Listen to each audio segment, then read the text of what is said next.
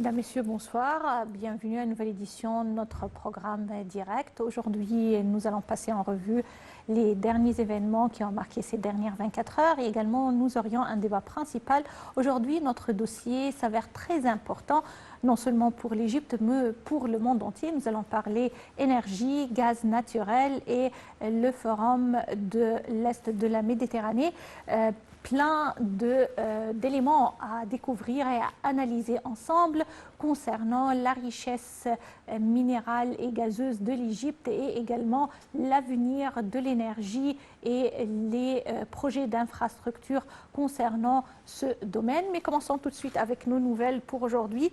Le président Abdel Fattah el-Sisi a ordonné aujourd'hui d'achever la mise en œuvre de divers projets de protection des plages dans les villes qui donnent sur la côte nord, en particulier celle d'Alexandrie, conformément aux normes environnementales et d'ingénierie les plus élevées, et également l'élaboration des études liées au traitement du phénomène d'érosion des plages pour préserver la sûreté des communautés urbaines côtières et leurs investissements.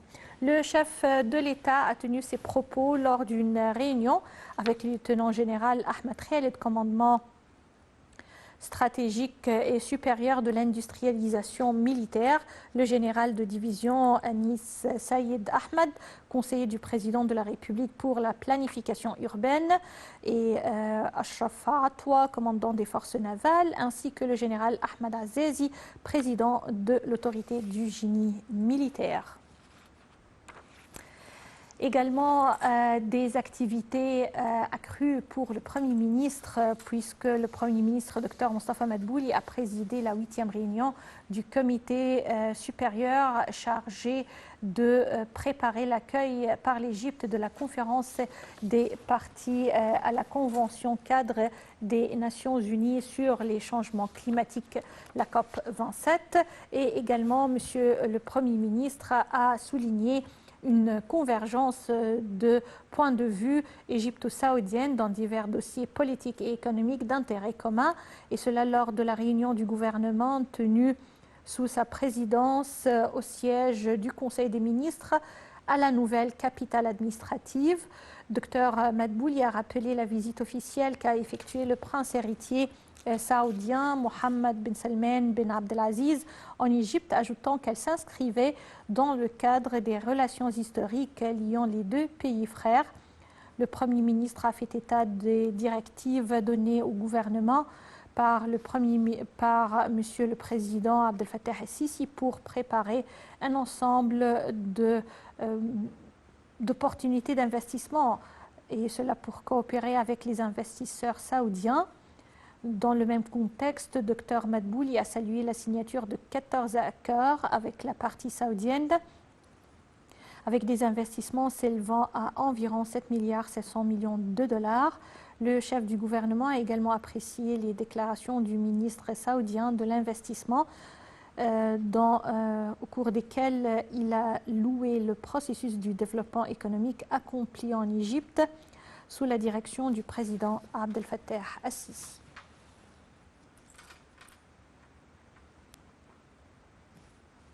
Également, dans le cadre de l'attachement du commandement des forces armées à initier les jeunes Égyptiens vivant à l'étranger aux capacités de combat des forces armées et à développer l'esprit de loyauté et d'appartenance, le commandement de commando a reçu une délégation de jeunes de 2e et 3e génération, fils d'Égyptiens vivant à l'étranger. La cérémonie de la visite a commencé par une minute de deuil en hommage aux martyrs de la patrie, puis un film documentaire a été projeté traitant de l'émergence et du développement des forces de commando. La délégation a également inspecté une exposition d'armes et d'équipements de pointe utilisés au sein des forces commando. L'Égypte a signé au cours de la dernière visite de la présidente de la Commission européenne, Ursula von der Leyen, un accord de grande importance pour l'exportation du gaz vers plusieurs pays européens qui souffre actuellement du manque de gaz à cause de la guerre entre la Russie et l'Ukraine et également de l'embargo imposé aux ressources énergétiques russes. Plus de détails à travers ce commentaire.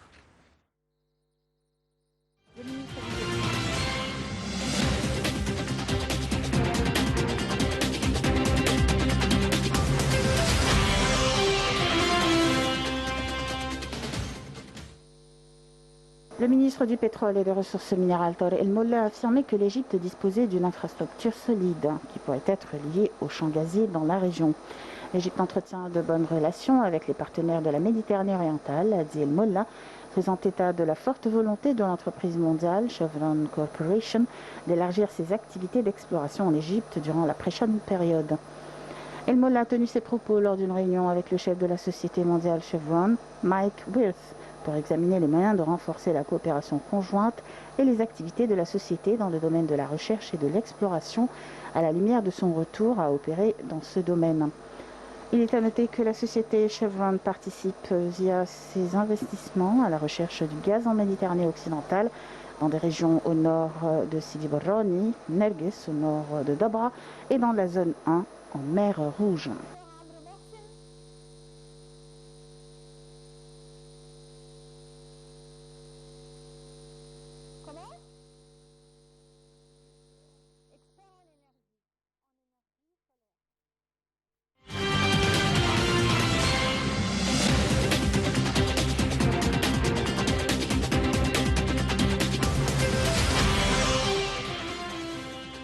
Alors notre dossier aujourd'hui, comme je vous ai dit, porte sur l'énergie, sur l'investissement dans les projets d'infrastructures liés à la production et également à la production du gaz naturel, ainsi que la production d'hydrogène, l'hydrogène verte pour assurer la sécurité des approvisionnements énergétiques dans l'avenir. Alors ce sont les mots-clés des discussions engagées lors de la 8e réunion ministérielle du Forum du gaz de la Méditerranée orientale qui ont eu lieu entre le 15 et le 16 juin au Caire, avec bien sûr des protocoles et des accords qui ont été signés au cours de ces sessions, des accords importants pour l'investissement en Égypte et également pour l'Occident qui cherche actuellement ses ressources gazières et d'énergie renouvelable égyptiennes. Afin de mieux parler de l'importance du forum et des accords signés au cours de ce forum, avec une explication de ces termes qui sont l'hydrogène verte et autres, nous avons l'honneur d'appeler Dr Amr Mohsen, expert en énergie solaire et en énergie renouvelable. Bonsoir Dr Amr Mohsen. Bonsoir. Quand on parle aujourd'hui du gaz naturel, on doit dire que l'Égypte a connu pas mal de découvertes de gaz naturel, une richesse énorme au cours de ces dernières années. Mais afin de bien exploiter ces richesses et afin d'avoir la production et l'industrialisation nécessaires, l'Égypte a passé plusieurs accords avec plusieurs partenaires. Parmi ces parapluies qui parrainent la production, l'importation et l'exportation du gaz naturel s'avère le forum du gaz de la Méditerranée orientale. Au cours de cette semaine ou la semaine passée, on a vu plusieurs accords qui ont été conclus au cours des travaux de ce forum tenu au Caire, avec des opportunités de prospérité et d'investissement dans le domaine de l'infrastructure de ce secteur gazier et énergétique. Selon vous, l'Égypte, comment peut-on la classer ou comment voyez-vous son rôle actuel en ce qui concerne ce secteur d'industrialisation dans le domaine de l'énergie et surtout du gaz naturel?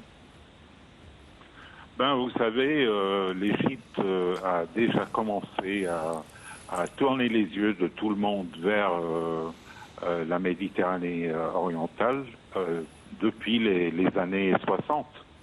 Hein, ça a peut-être étonné quelques-uns, mais c'est la vérité parce que on a déjà commencé l'exploration au nord du delta du Nil, dans les années 60 et on a découvert un champ de gaz naturel très important qui s'appelle Abu Madi et ça a commencé à produire du gaz naturel en 1967. Et dans ce temps-là, la technologie pour l'exploration maritime n'était pas aussi avancée. C'est pour cela que plusieurs multinationales avaient déjà commencé à considérer l'exploration dans la Méditerranée orientale à cause de cette découverte économique qui avait déjà commencé à produire du gaz naturel au nord du delta du Nil en Égypte. Oui. Alors, comme un exemple, bien sûr, la très grande multinationale, la Shell, qui est une compagnie néerlandaise britannique, avait déjà, depuis les années 70, établi au Caire un bureau spécial avec une équipe technique de géologues et de géophysistes qui a consacré tous leurs efforts à le potentiel de découvrir du gaz naturel dans la Méditerranée. Oui. Oui, mais il existe également des travaux qui sont en cours pour ouvrir la voie à conclure davantage d'accords concernant la coordination, concernant les infrastructures gazières, qu'il s'agisse de pipelines ou de stations de liquéfaction, que l'Égypte essaye de construire ou d'avoir un réseau complet concernant ce secteur qui peut vraiment être un locomotive de l'industrialisation en Égypte, de l'exportation. Oui, absolument. C'est-à-dire que ce dossier-là est vraiment trop gros et trop compliqué parce qu'il y a tellement de dimensions politiques, des dimensions de frontières maritimes, des dimensions de faisabilité économique, les dimensions techniques d'exploration. Et donc, le dossier est vraiment plein de dimensions et c'est exactement pour cela que l'Égypte a déjà, en 2018, a pris l'initiative de former ce forum de gaz de la Méditerranée orientale. Et c'était vraiment quelque chose de super parce que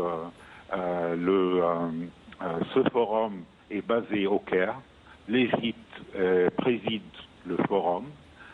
Les membres du forum forment les trois types de pays, c'est-à-dire premièrement les pays fournisseurs du gaz naturel, producteurs du gaz naturel.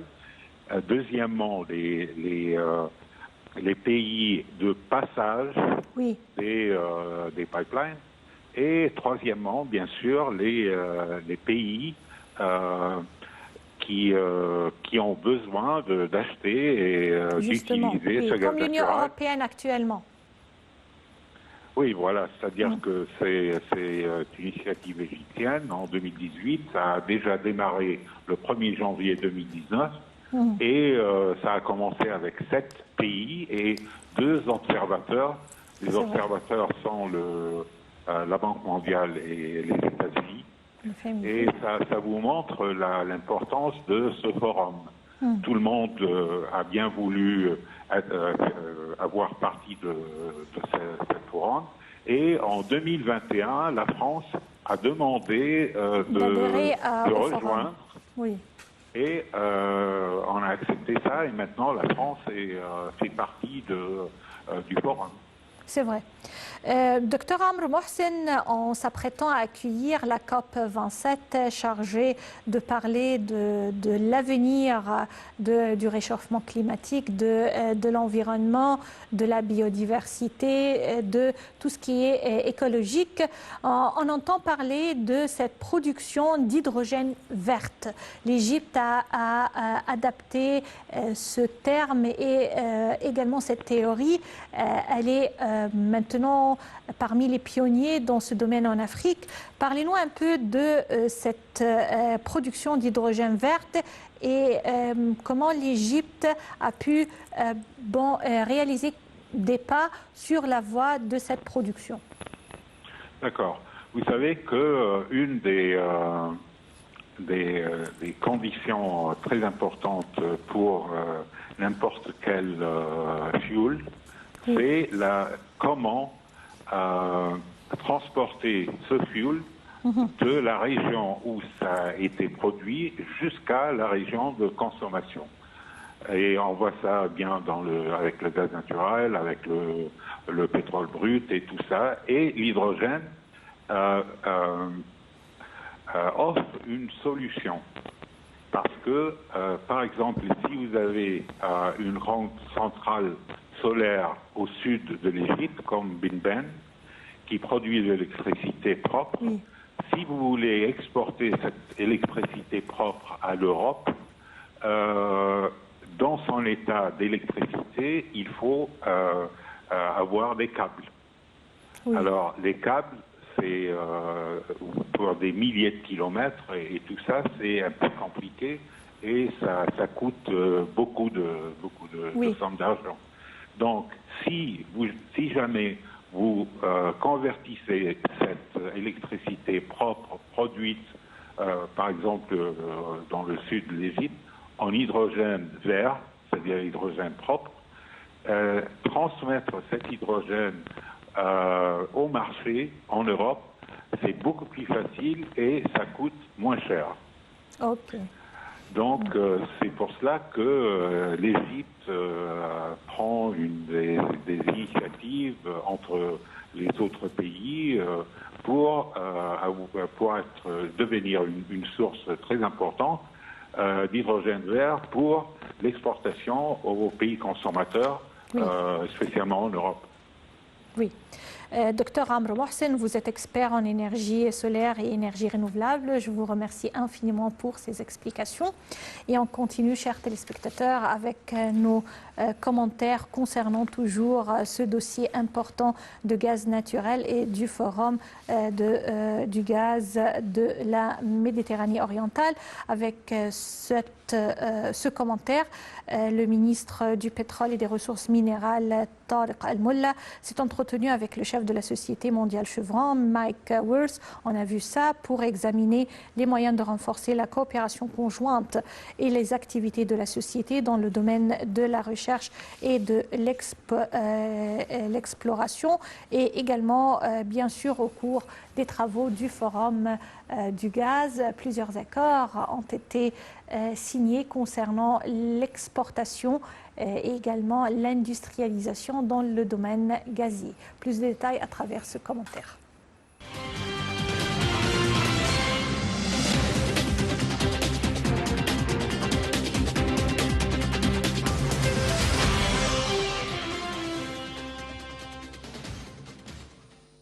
L'Égypte a signé au cours de la dernière visite de la présidente de la Commission européenne, Ursula von der Leyen, un accord de grande importance pour l'exportation du gaz vers plusieurs pays européens qui souffrent du manque de gaz à cause de la guerre entre la Russie et l'Ukraine et de l'embargo imposé aux ressources énergétiques russes.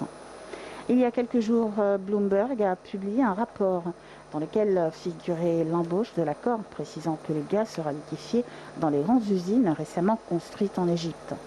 Cet accord intervient alors que l'Égypte a réalisé au cours des 4 dernières années une autosuffisance dans la consommation de gaz grâce aux gisements offshore récemment découverts, avec en tête le gisement de Zohr qui se trouve dans les eaux territoriales égyptiennes en Méditerranée. La Russie avait interrompu l'exportation du gaz et du pétrole vers les pays européens qui avaient suivi les mesures de boycott imposées par les États-Unis et avait refusé d'acheter l'énergie russe en roubles au lieu du dollar. comme le Danemark et l'Allemagne, alors que l'Italie et l'Espagne l'ont accepté. Ceci reflète la division qui s'approfondit au sein de l'Union européenne autour du boycott russe. Pour ce qui est de la France, le président Emmanuel Macron a annoncé qu'il laissait la question de l'énergie russe aux compagnies travaillant dans ce domaine, refusant que l'objectif de la politique européenne soit d'humilier la Russie.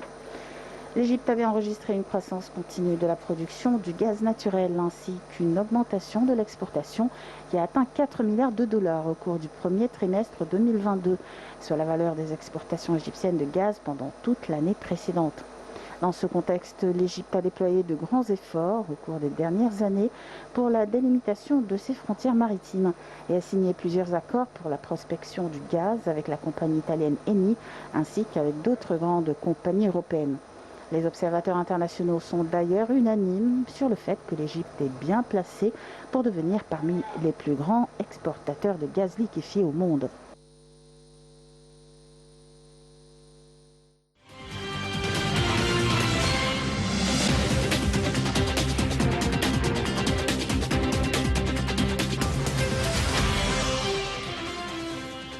Nous discutons aujourd'hui de ce dossier très important d'énergie et également des ressources gazières de l'Égypte.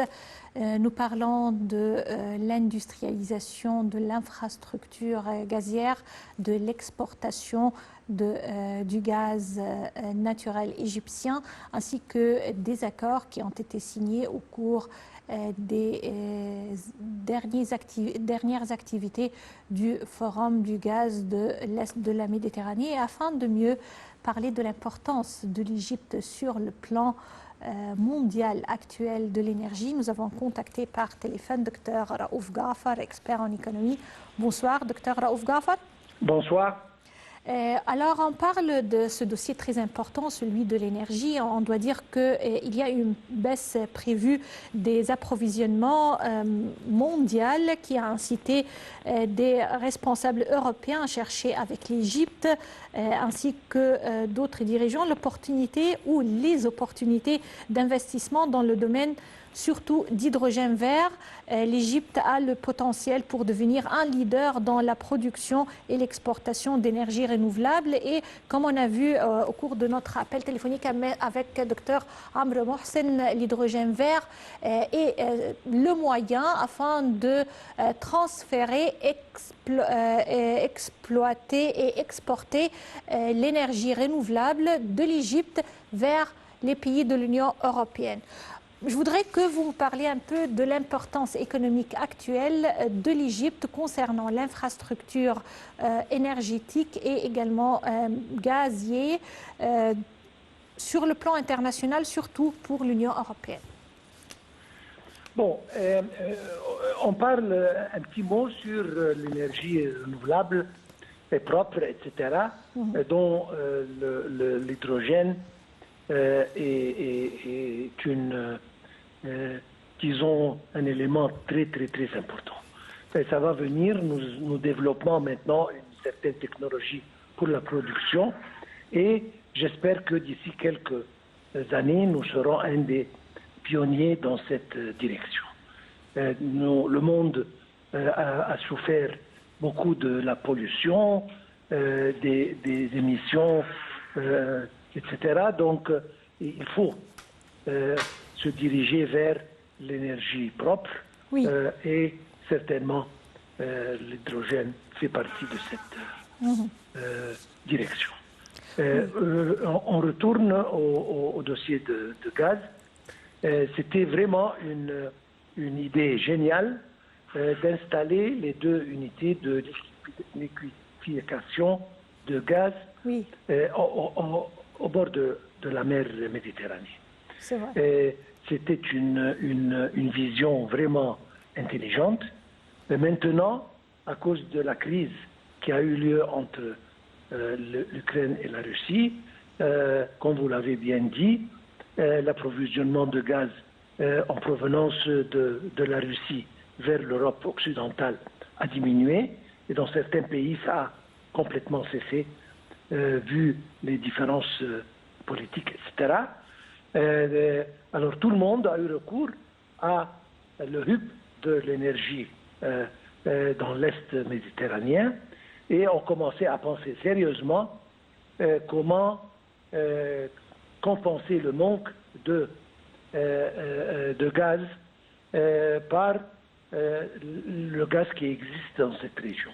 Oui. Donc on a commencé maintenant à utiliser ces usines et de liquéfaction pour justement liquéfier le gaz en provenance de cette région et l'exporter vers l'Europe occidentale, ce qui va, disons, couvrir un pourcentage assez raisonnable des besoins de gaz pour l'Europe. Oui. Je répète, donc c'était une vision vraiment très intelligente d'établir ces projets et alors maintenant on peut bénéficier de leur existence comme prévu. Justement, l'Union européenne souhaite explorer les moyens de mettre en place l'infrastructure et également la technologie pour développer le secteur des énergies renouvelables. Et l'Égypte et ses partenaires européens se préparent à lancer un partenariat régional sur l'hydrogène et à signer des accords sur la production d'hydrogène vert et également d'ammoniac lors du sommet de la COP 27 qui se tiendra en novembre prochain à Sharm el-Sheikh. Alors là, la COP 27 sera une opportunité en or pour l'Égypte afin de conclure plusieurs accords concernant l'énergie renouvelable, concernant le transfert d'expertise et également concernant l'investissement dans l'infrastructure de la production énergétique.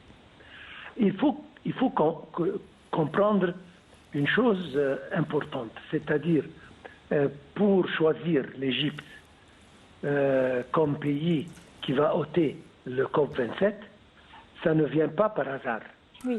C'est-à-dire c'est un choix qui est basé sur des faits et des études par lesquelles on aboutit à la conclusion que l'Égypte est un pays vraiment pivot et que le développement de ce genre d'énergie propre dans cette région est excessivement important pour l'Égypte d'un côté et pour les utilisateurs de l'autre.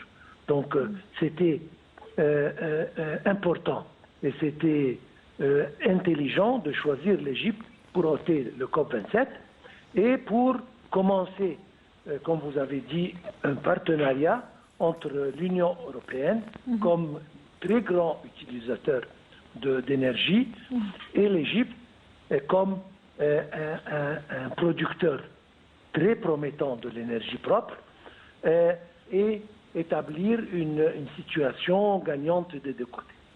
Oui. Alors, selon vous, quelles seront les étapes à venir concernant ce transfert d'expertise et ces investissements qui doivent choisir l'Égypte afin de s'installer et afin d'agrandir cette base de production pour des exportations énergétiques? Est-ce que ce secteur va connaître un avancement ou une avancée, un développement au cours des années à venir?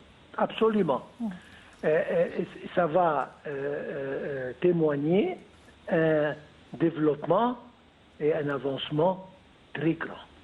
La technologie existe en Europe, donc en provenance de là-bas, il y aura la technologie. Encore, l'investissement sera partagé entre l'Égypte et l'Europe, mais la grande partie viendra de l'Europe, les institutions financières, etc., pour établir tout ce qu'il faut. L'Égypte est prête, elle a tout ce qu'il faut sur le plan infrastructure pour commencer à établir ce genre de projet. Donc c'est pour ça que, et d'autre part, l'Égypte est toujours près de l'Europe, c'est-à-dire ce n'est pas loin, le coût de transport et de transfert est raisonnable. C'est pour ça que le choix de l'Égypte comme le centre de production pour fournir les besoins en Europe Oui. est un choix bien fait, juste, et comme vous l'avez dit, ça va pour l'Égypte présenter un développement assez considérable, et pour l'Europe encore un fournisseur, je veux dire l'Égypte, qui est prêt et avec des prix affordables et raisonnables. Oui, alors c'est vrai que les changements actuels dans le monde révèlent l'importance de l'Égypte et du forum du gaz de l'Est de la Méditerranée, ainsi que les efforts des pays participants pour le faire réussir, parce que c'est un partenariat qui réussit jusqu'à nos jours, et plus de son rôle dans la sécurisation des approvisionnements en énergie, et cela bien sûr à la lumière des capacités disponibles de la Méditerranée orientale pour la production de gaz et l'exportation vers l'Europe. Cela signifie que l'Égypte reste un partenaire stratégique et que les pays occidentaux doivent soutenir l'Égypte dans son programme de réforme économique, non seulement le secteur énergétique, mais tous les autres secteurs, pour qu'on puisse garder la stabilité et également le développement économique nécessaire pour qu'on puisse fournir ces services et ces exportations aux pays européens. Absolument, absolument. Et on a commencé à voir que les investissements sur le plan exploitation du gaz dans notre région ont augmenté. Les sociétés justement qui font ça ont augmenté leur capacité d'exploitation, et la production va augmenter de façon à ce que les quantités peuvent justement représenter un pourcentage raisonnable aux besoins européens. Oui. Ça, c'est commencement. Et comme vous l'avez dit, l'Égypte, c'est l'oasis de paix dans la région. Et oui. La stabilité de l'Égypte fait de sorte que toute la région est stable. Et c'est un pays qui est non seulement qui a l'infrastructure qui lui permet de commencer immédiatement des projets, donc un pays qui peut attirer les investisseurs très facilement, mais encore une fois, il y a le partenariat est proposé par l'Europe, et je veux dire que l'Union européenne Oui. ne prend pas des décisions, encore une fois, au hasard. Ils prennent des décisions qui représentent pour eux un gain et un bénéfice. C'est pour ça que le choix de l'Égypte est, comme je viens de dire, un win-win, c'est gagnant des deux côtés. Situation qui représente un bien pour l'Union européenne d'un côté et l'Égypte de l'autre. Nous allons voir des investissements qui, en provenance de l'Europe, non seulement dans le secteur de gaz et pétrole, etc., mais j'espère bien dans tous les autres secteurs. Docteur Raouf Ghafar, je vous remercie infiniment pour ces explications. Et comme on a dit, c'est la durabilité de la croissance économique et par conséquent la prospérité des peuples qui va garantir cette production qui passe de l'Est de la Méditerranée vers l'Europe. Et bien sûr, comme on a dit, plusieurs accords ont été signés par l'Égypte et ses partenaires concernant le domaine de la production gazière et l'industrialisation. Nous allons regarder ensemble ce commentaire qui va nous expliquer les détails.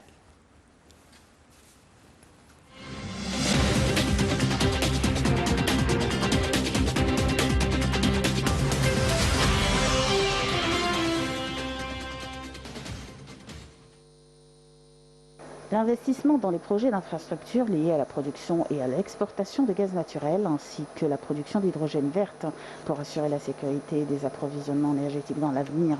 Ce sont les mots-clés des discussions engagées lors de la 8e réunion ministérielle du Forum du gaz de la Méditerranée orientale, tenue les 15 et 16 juin au Caire. Le forum, dont le siège est au Caire, réunit 8 pays, l'Égypte, la Jordanie, la Palestine, la Grèce, Chypre, Israël, la France et l'Italie, ainsi que des observateurs de l'Union européenne, des États-Unis et de la Banque mondiale.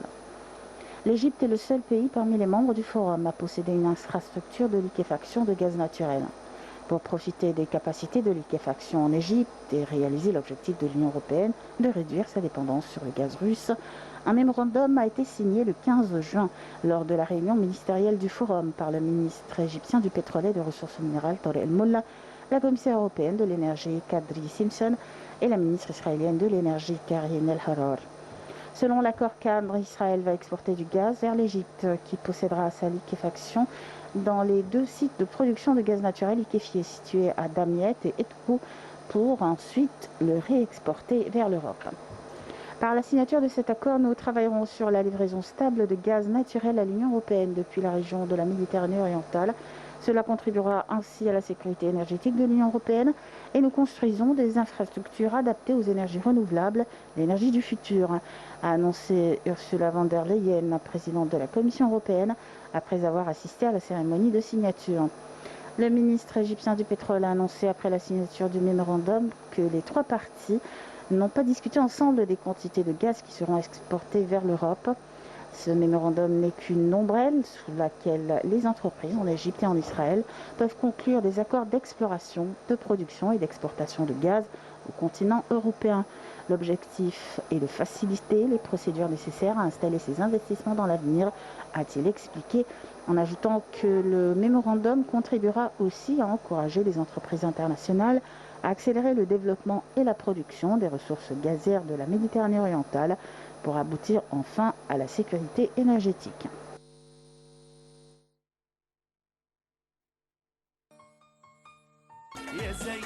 Chers téléspectateurs, c'est ainsi qu'on arrive au terme de cette édition de notre programme direct, au cours de laquelle nous avons parlé d'un dossier très important, c'est le secteur de l'énergie et également la production du gaz naturel de l'Égypte dans le cadre du Forum du gaz de l'Est de la Méditerranée.